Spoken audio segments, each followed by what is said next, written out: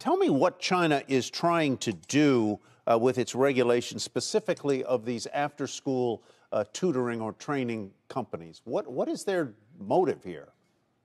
It's twofold, Tyler. One, you have demographic issues that were revealed in the latest census in China. It showed that China is growing old, but more troublesome is a very low birth rate. So policies being directed to try to create more incentive to have kids.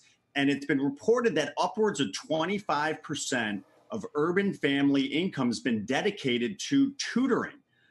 To after-school tutoring programs. So this, by removing the for-profit companies from the equation, that role will be taken on by public schools going forward.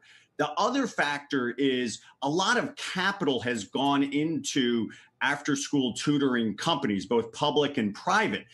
Policy would rather see that money go into the new technologies, if it's AI, big data, high-end manufacturing, biotech, semiconductors. They'd rather see capital go into the industries that China will need in the decades to come, rather for after-school tutoring, which arguably doesn't have much of an effect on the real economy. So really, this is a case of the Chinese central state trying, as they always do, to pick winners and direct from Beijing the economy and, more than that, consumer spending. Well, I would argue that it's more geared to providing relief to Chinese families, that this move, as painful as it's been for investors, both publicly as well as in the private space, it's largely been cheered by social media in China, that parents are saying thank you to the government for relieving them from having to pay very high percentages of their income to have to deal with after-school tutoring. So I don't think it's necessarily picking winners as opposed to listening to what the population wants. And this is clearly something that they wanted relief from, and they got it.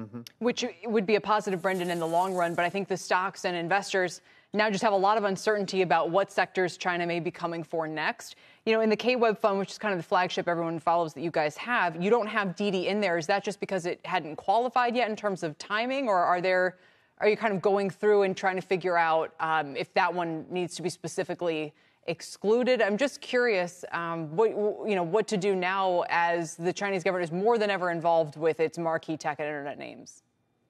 Yeah, in the case of Didi, it's very clear that whether explicitly or implicitly, they probably shouldn't have gone public. That very similar, what's happening to Didi is kind of why they stopped Ant Group from going public, which was if you're about to get regulated to be supervised and you go public, then your IPO prospectus financials aren't reflective of that regulation. And Ant was going to go public in Hong Kong, so they could stop that. They couldn't stop the foreign listing of Didi, so we believe it is going to be heavily fined. And K-Web's index provider has made the decision not to include Didi until there's more clarification.